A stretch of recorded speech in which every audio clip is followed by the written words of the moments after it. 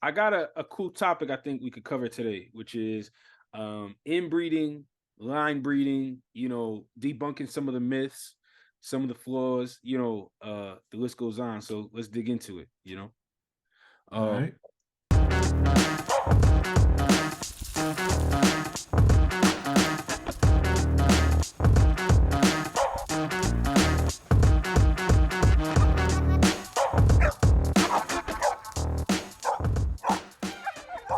so it's weird because so the space that I'm in, right? The exotic bullies, we're very adamant about line breeding, inbreeding our dogs, having very, very tightly bred dogs, sometimes bred too tight.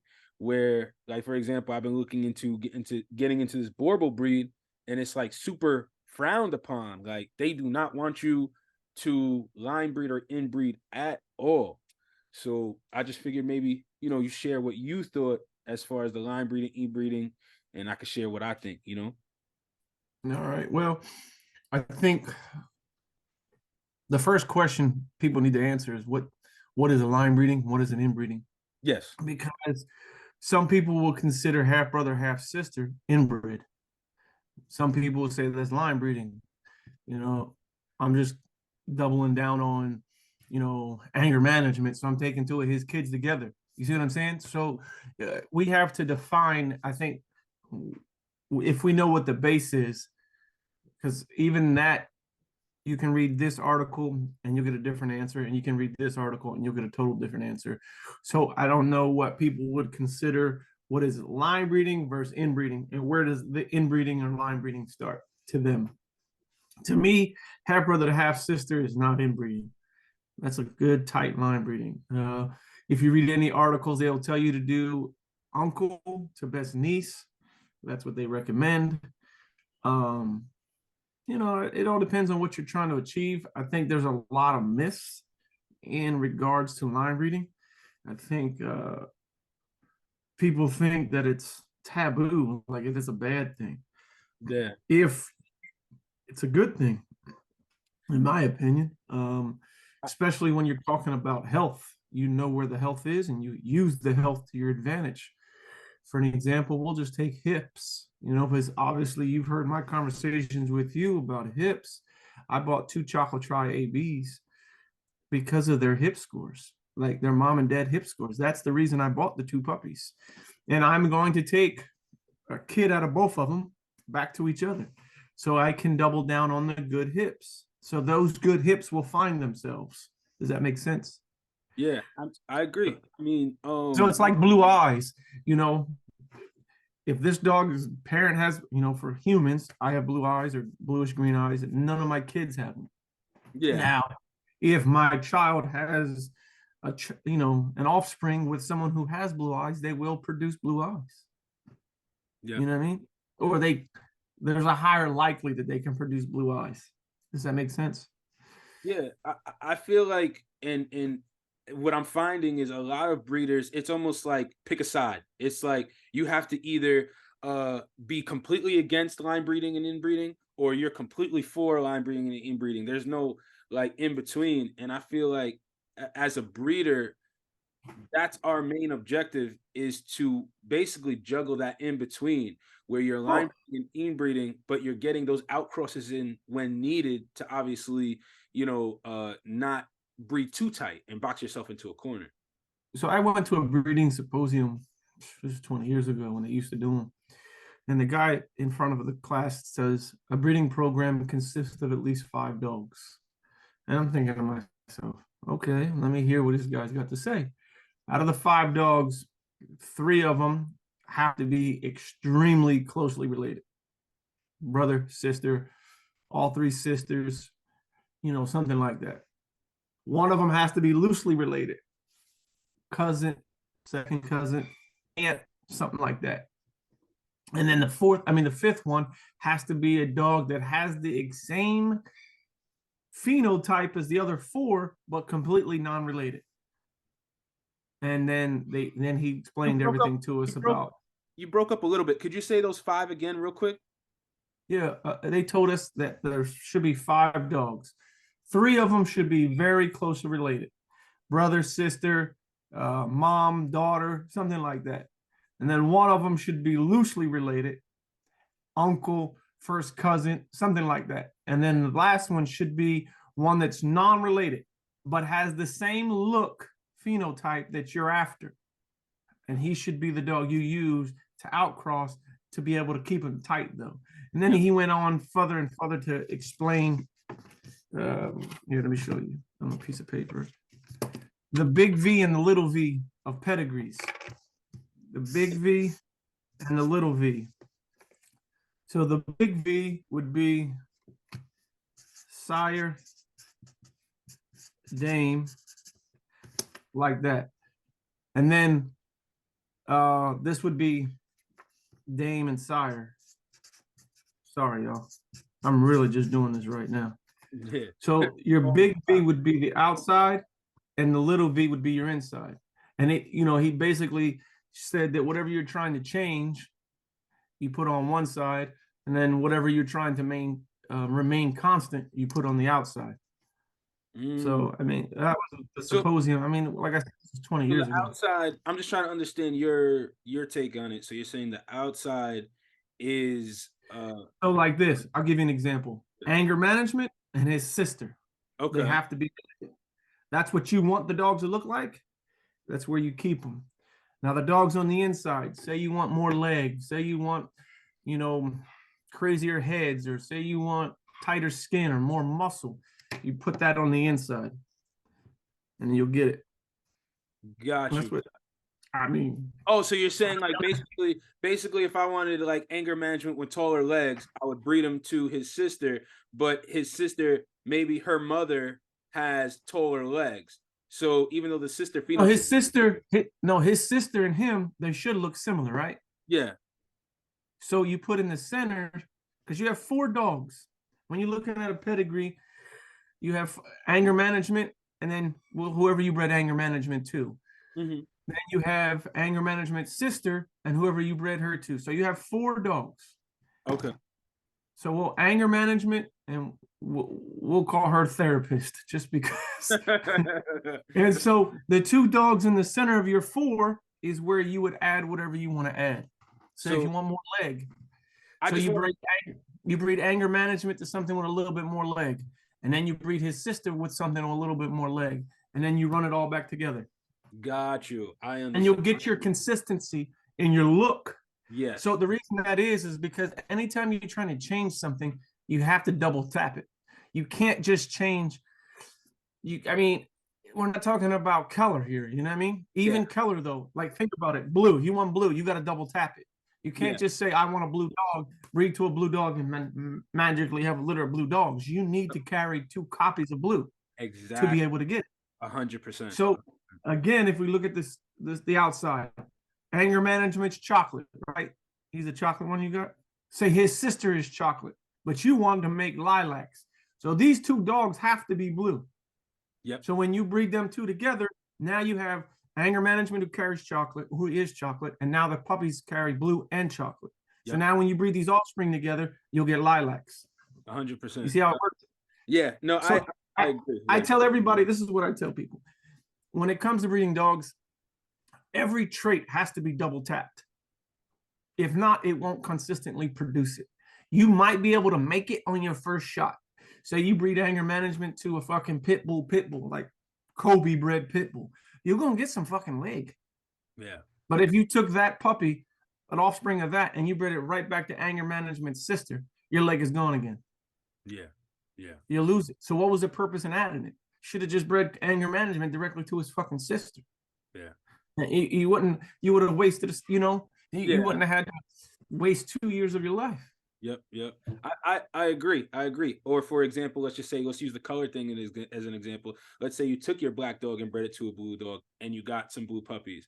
Well, the first tap was essentially done for you because the female had to have carried that blue in order to be able to produce you blue. So there's a double tapping whether you're doing it or the person that you got the dog from kind of did it for you. I get what you're saying. Yeah. I mean, that's how they're doing all that fancy stuff overseas. I mean, I don't know if anybody knows this, but there's a book. I'll try to find it. It's on horse breeding. Basically, what they'll do is they'll take a, I don't know, Fluffy. We'll just use the Fluffy. Ain't no Frenchies had really long hair before. I mean, I don't have any shit. I had a Fluffy Odie. So the thing is, anytime you mix, you have to double back. So we'll just say hypothetically, you were trying to make a new breed. So if you wanted to look like a bulldog, just a rounded bulldog. We're not going to say American. We're not going to say English. We're just going to say the word bulldog. Yeah. Say you bred one of your Borables to a bulldog. Okay, you got one generation. Now, if you wanted to look more like a bulldog, the fastest way to do that is inbreed back to the exact same bulldog, because now you control 75% without a shadow of a doubt of the genetics. Even higher, more than likely, you're going to be about 85 to 88% because you inbred to the exact same dog. So now his genes are stronger than anybody else's. Yep. And that's what they're doing with a lot of that, that fancy colors and those fancy twists to dogs now with fluffies and all that kind of shit. Exactly what you're saying. There's actually a really good book that it's actually he's a doctor of veterinary medicine, and he was a breeder. He was actually a breeder and a vet at the same time. It's called How to Breed Dogs by Dr. Leon Whitney. And he explains exactly what you're saying, where by line breeding and inbreeding, instead of say you have, like we said, the pedigree, you got your 4 different dogs or whatever. If you're line breeding and inbreeding, now you control your genetic diversity from going from this becomes this, and your traits are going to be a lot more consistent. I think that's the goal when you're line breeding and inbreeding. And what makes a bloodline, and I'm really kind of quoting him, is a bloodline is a close family of related dogs. And if you're just consistently if you're consistently breeding to different bloodlines and different types within the breed, and I kind of see that with like the Borbals is like that there's like at least 3 or 4 different types, meaning there's like a Mastiff type, there's like a terrier type, there's like a hound looking type, and because they don't tightly breed, I've found very few camps that have real consistency within their programs because they're not breeding tight and locking in the genetics and the looks of the dogs. So the side effect of breeding that tight, you double down on bad. Double the good, double the bad. And that was the old saying.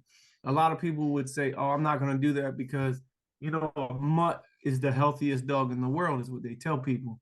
Well, that is true. But I mean, if you do your due diligence, there is some things that health testing come into play. And, if you're going to do that kind of inbreeding and that kind of line breeding, you do need to start testing your hips. You do need to start testing your elbows, especially in Borables. They have elbow issues, heart issue. Just because if you're going to go tight on a particular dog, we'll just say a particular dog or a particular litter, I do recommend that you do that you do health testing. If you're not, there was a dog I used to own. His name was Cornstarch. When I got too tight on him, I'd have heart problems. So I had to eliminate that, and I didn't do any health testing. So I had to start all the way back over, because once you got to the position where I was at, where it was like, oh, this is dope, this is where I wanted it to be, blah, blah, blah, I had heart issues. And I was 2 times him and, stuff like that, and it caused heart issues. So I had to, and start all over, which is, if I'd have done it the right way and had his heart checked, his hips checked, his elbows checked, just for shits and giggles, then I knew I could line breed on him super, super tight and be okay. Yeah. But a lot of people don't do that. I don't do it. I'm not going to act like I don't, you know what I mean? But I do buy dogs that are health. When I do buy dogs, they're from health tested stock personally. So that way I know that all the work has already been done for me. And that way I can move forward with it like that.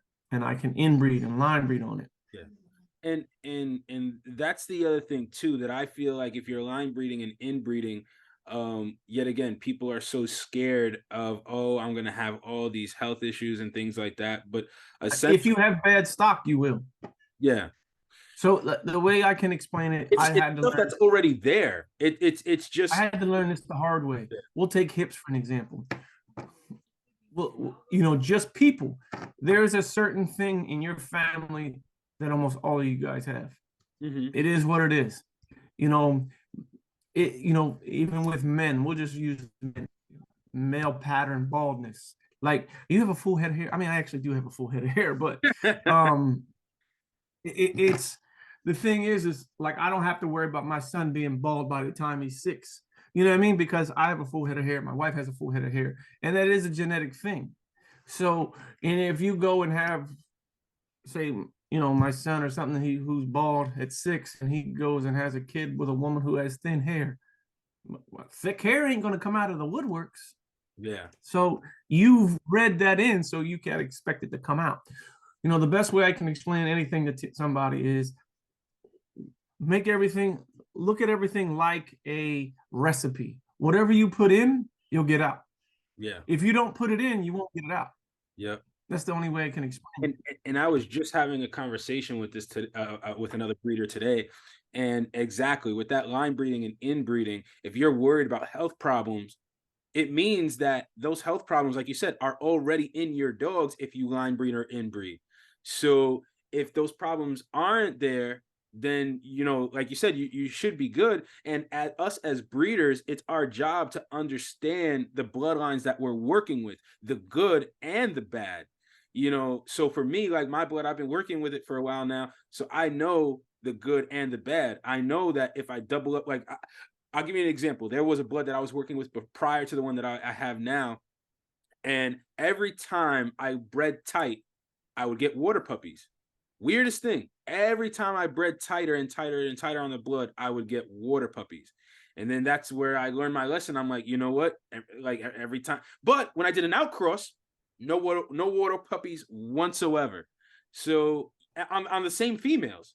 So it had me saying, okay, you know what? With this particular blood, for some reason, when you breed tight on it, you get the water puppies. When you outcross it, or if you have a dog that's maybe distantly tightly bred, I guess, or that's not even a word, but like distantly bred, but has some close relatives, you might not really get any, or maybe like one water pup. So I had learned that with that blood, and I wound up ditching that blood because I wasn't getting the results I wanted out of it. But it was a learning lesson, So that's, I guess, the more you do anything, the better you get at it. The more you work out, the better you look. The more a carpenter does his trade, the better he gets. The more you breed dogs, I notice people don't want to hear that, but the more you breed dogs, the better you get at it, because it is a application learning vocation. It ain't something you can read in a book. I mean, there's things that we can learn from each other, but the shitty part is we don't like learning from each other, because it's like, he don't know what he's talking about. All right, well, cool. I don't know what I'm talking about, but you'll follow a guideline to make blue dogs, but you won't follow a guideline to help, well, all right. So an example, I'll give you an example. In bulldogs, there's a big problem with rye when the mouth go like that. Okay, that's a cosmetic issue to me. Oh, the wiring. When you got when you have bad hips, people don't care because they can't see them. You don't physically see bad hips, but you see this. You know what I mean? So it's like, wow, guys, we're really going to put that much value here that is a cosmetic, versus something here, it could be, a health deterrent. But, we have a value system here at my house that every dog starts at a 10, right? And so we go backwards. It's got, we'll just say he's got thick skin. That's a 9, because I'm trying to make tighter skin dog. He'll just say he has too bad of an underbite. That's an 8. He's cowhocked. That's a 7. You know what I mean? He's soft passions. That's a 6. It's like, all right, well, he's not worth being bred at my house. Well, I might sell into somebody else that, to him, he doesn't care about the thick skin. So that's not a hit to him. He doesn't see the fact that he's cowhocked, even though I told him, no, he ain't that cowhocked. Well, okay, he's cowhocked to me, though. You know what I mean? So there's a value system that every dog should be placed on, and it should be brought, even Steven across the line. And once you get to a certain number in your own head, like, hey, if it's below a 6 here, I can't breed it. It doesn't matter how it's bred. Now, your consistency is going to come when you line breed. Your consistency as far as health, as far as hip health, as far as breathing, as far as anything will be better and it can be more predictable is the word that I would use. Yes. You know what I mean? Like, for an example, when you breed two blue dogs together, it's pretty fucking predictable what color you're gonna get. Yep. You know what I mean? You're not gonna get I mean, you can, but you're not gonna very gonna get a blue fawn. If you breed two solid blue dogs together, you're gonna get all blue dogs. Yeah. I mean, you can get a blue fawn and you can get a blue brindle. Yeah, you can, guys. I know, but that's the only things you're gonna get. Blue to blue equals blue. Yep. So, and you become consistent with it. So, the same thing with hips. If you breed good hips that are related to this good hip that are related, you'll get better hips, and they're related, and they'll throw better hips. Yeah. Yeah. So same thing applies for any bulliness, any rib cage, front end, headpiece. You have to double down on it to get it, for it to produce itself. If you don't double down on it, you're still, you know, we say you're throwing shit at the wall and hoping it sticks. And actually another thing is, and I believe it was that same book that I was referring to, and it was kind of smart how he was breaking it down in the sense that, like, in theory, like, two things. The first thing is, if you're not line breeding or inbreeding in certain scenarios, like, you're not going to have consistency. And that's the goal as a breeder, is when someone comes to you, you have some sort of consistency that you can offer them, as far as, like, I'm known for having dogs that look like this or have that or whatever, or at least being able to reproduce that look, you know. Otherwise, if someone's going to come breed to you and you don't even know what your dog is going to produce, that's a little bit of a problem. As a breeder, you should understand what you're going to produce, and that's going to be through getting line breeding and inbreeding, in my opinion, getting consistency. That's, I think, our goal as breeders, is the consistency. Now, obviously, like, I have a dog right now that he's different from the consistent look that I have within my yard, but that's intentional because he's my outcross. I'm using him for, you know, certain attributes that he can bring in. But what I was going to say was, with what that vet was kind of suggesting, was basically, if you just kind of keep out cross to this line and this line and this line and that line, you're not going to have consistently. I guess that's the best way to word it. Yeah, you're not. That's why we use line breeding and inbreeding, is for the consistency. Oh, that's what I was going to say. I went on a tangent. What I was going to say is that he actually went as far to say as, okay, the health problems that you're afraid of, if you breed appropriately, you can actually eliminate them from your bloodlines for them to never come back. And that's the right way to breed, not to run away from the health problems, but to remove them. And they say breed it till it breaks, is what they say. Yes. Yup. You know exactly what I'm talking about. And that's what he was suggesting, is that a real breeder faces the problems head on, not running away from them.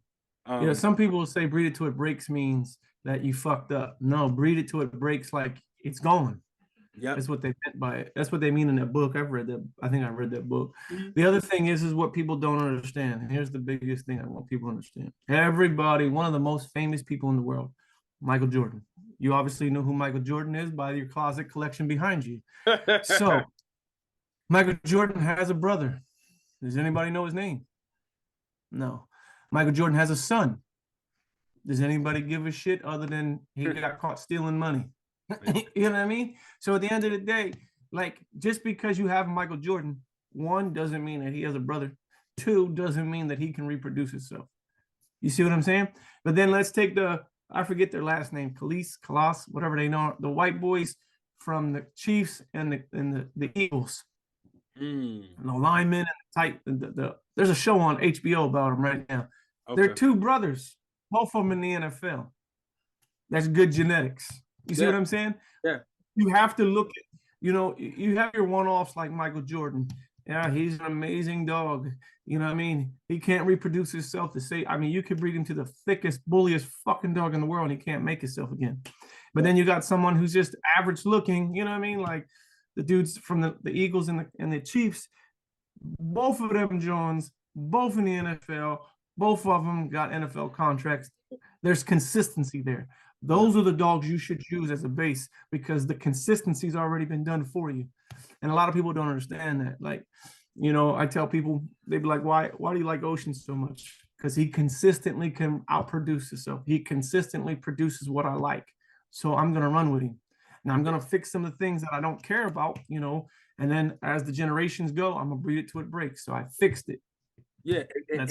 And that's why, like, for me, I'm a huge advocate for, I rather take an average dog from an above average bloodline and an above average family, like I said, a consistent family, than from an exceptional dog, but from a very poor family, if that makes sense. Well, the way you look at it like that is, can this dude reproduce himself? I've seen two really overdone dogs be bred together, and a lot of people don't understand that Mother Nature, she's always trying to correct her wrongs, and people don't believe that. I've seen two overdone dogs, and then like, that's what? Hell no! There's no way he produced that pit bull. And this is what Mother Nature's like. Too far. Ding, reset. Fighting But evolution. those dogs will reproduce everything that's in their pedigree. So, people always ask me, how do I breed, phenotype or genotype? I'm gonna tell you this is my God's honest answer. I don't care about line breeding until I get a look that I want. Once I get that look that I want, or I'm trying to infuse something like good hips, I'll use a dog that is super line bred, so I make sure he passes it forward. Okay. Well, me, I don't look at genotype or phenotype like that. What I look at is, I breed the dog directly in front of me. What I see is what I get. And then I look at the genotype as far as, do any of his siblings favor him? Do any of the siblings, boys, favor him? Any of the girls favor him? And if any of the girls have been bred, did they reproduce him? That's all I do. I look at the genes for bad traits. That's it. And good traits. That's all I'm looking for. It's not necessarily health, because I know a lot of people lie. And I'm not trying to call anybody a liar, but a lot of people lie. Yeah. I'm just saying. I mean, I've bought dogs and they were supposed to be off of blue dogs, and I could never get blue dogs out of them. Like, Yeah. damn it, I know I ain't slow, but I know if I breed a carrier to a blue dog, they should produce blue, and they didn't. Yeah. So, I just look at the dog. I breed the dog in front of me because I know that's true. I can't lie to myself, because this is what I'm looking at. And as far as the genes, I just look in the pedigree. What is the common traits that this blood produces? That's all. Got you. And now let's talk a little bit more about that, because I think there are, like I said, there's a lot of breeders who, they're going to be worried about, the health problems. And we've already established the health problems are problems that are already there. They're probably just recessive in your dogs, if that's what you're worried. There's a book. There's an actual book that you can read on recessive genes and dominant genes. Small heads of recessive gene. A lot of people don't know that. So everybody says, "Oh, I can fix a head in one generation." Bullshit. Bullshit. If that's the case, how come there ain't a bunch of big-headed dogs around here? Oh, I can make muscle in one generation. Bullshit. Yep. So it's every gene that I've ever seen is that we like is a dominant and a recessive gene, but you have to be careful of the recessive side, and that's what people don't understand. You know what I mean? So, yeah, because ears, this is a recessive gene. Ears on top of your head, it's a recessive gene. Just because one of your dogs don't have it doesn't mean it doesn't carry it. Yeah. Then every time you breed him, ears on top of the head. Well, you know what I mean? It's a recessive gene, but you don't see it physically. Well, that and then it gets even more intricate in the sense that, like, let's just use color for example, like blue. So let's just say somebody didn't want blue in their program or whatever the case, for whatever reason. We're saying blue is the health problem. We're going to use blue as the health problem. Well, if you take two carriers to each other, that still doesn't mean your whole litter is now going to carry blue or be blues, right? Because I think 100% correct. So that's the other thing that there's a little bit of a misconception is, yet again, that because, I'm concerned that if I line breed, I have two dogs that are carriers for this thing, that automatically means that the whole entire litter will be carriers for that, and we'll pass it on, and so on and so forth. Every puppy has a 50% chance. That's all it is. Exactly. That's not how. Exactly. Yep. And now, could you just elaborate more on your perspective of the breeding it till it breaks? Because I really think that's something that a lot of people don't know about. So basically, you're breeding it till you make it better. Don't just give up. I wish I wouldn't have gave up on cornstarch. I really wish. I mean, I have him frozen, so it's not like I can't bring him back. But um, I just have to make sure that I'm aware of it now. Yes. I know that there was a heart concern. So when I breed him, I got to make sure I get all their hearts checked as puppies. Tell all the customers, hey, listen, when these puppies hit 6 months old, let's have their hearts checked. And just, it just makes you do more due diligence. And I know as a breeder, sometimes we get lazy and we're like, that's too much work. Fuck it. Yep. But the reality of it is why not just make sure that you fixed it? Like just fixed it. Don't just turn a blind eye. That's basically what they mean by it. Don't turn a blind eye. Yeah. Fix it. But don't be a part of the problem. Be a part of the solution. Fix it. You know what I mean? Breed it till it breaks. That means it's gone from your bloodline. It can't. I don't want to say. I'm not saying it can't come back, but as far as within your bloodline, you eliminated it, and now you can move forward. Like with no concern. Exactly. The only way, in theory, it should be able to come back. Correct me if I'm wrong. You reach back. Exactly. If you reach back, or to the original strand. Yes, or you bring in a new dog that maybe carries it, and then you reintroduce new DNA. It's just like the HUU thing. Everybody's so uproar on HUU and HMU, whatever the other ones are. You can breed it till it's gone, but I mean, it's the same concept. Just breed it till it's gone. It's the same concept as breeding it till it breaks. You took a dog who was a double carrier, first generation. Now you have a single carrier. Third generation, you have no carrier. Yep. You bred it till it broke. It's gone. You're gone. Outside of your hair now. That this particular dog is clear. This line is clear because you've made it clear. Yep. And same concept. Let's use the blue yet again as an example. You bred two carriers to each other. 50% of that litter is now carriers. The other half doesn't carry blue at all. You could breed it to a straight up blue. You will get no puppies that are blue, just carriers. So now you just start with a blue dog to a fawn dog. Now you only have carriers. Now you take one of them and breed it to another fawn dog. There's no chance for you having blue anymore. You've washed it out. You've bred it till it broke. You've broken free of it. You no longer have to worry about it. That's kind of what they meant by it. They don't mean breed it till it breaks as in far as you broke down. You broke down the gene. You broke down the gene till it was gone. Exactly. That's what you did.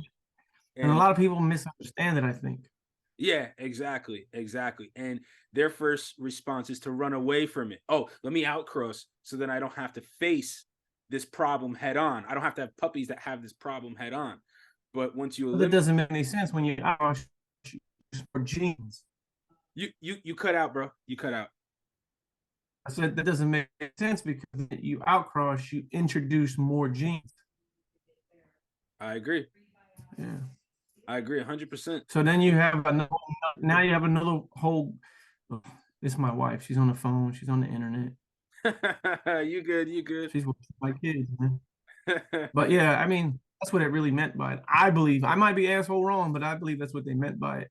Breed it till it breaks, till you're broken free of it. Well, it's pretty much the same thing that, what you just explained is the same thing that the doctor of veterinary medicine, Leon Whitney, was saying in his book, How to Breed Dogs. So, I mean, I think you're right. I mean, because this is what he was saying. And I mean, he's a doctor of veterinary medicine and he bred tons of dogs. It was actually really cool because the book he talks about, he was breeding German Shepherds to Bulldogs and all kinds of different breeds, like completely different, like outcrosses, to see what things were dominant and what were recessive when he would breed these dogs together. So, like I said, that's what he was saying. So, hey, don't take our. He was trying to see if long hair is recessive or dominant. He was trying to see if long noses were dominant or recessive. Yep. And I mean, that's probably the book that I'm talking about. I find it. There's an entire list, huge list of everything that's dominant and recessive.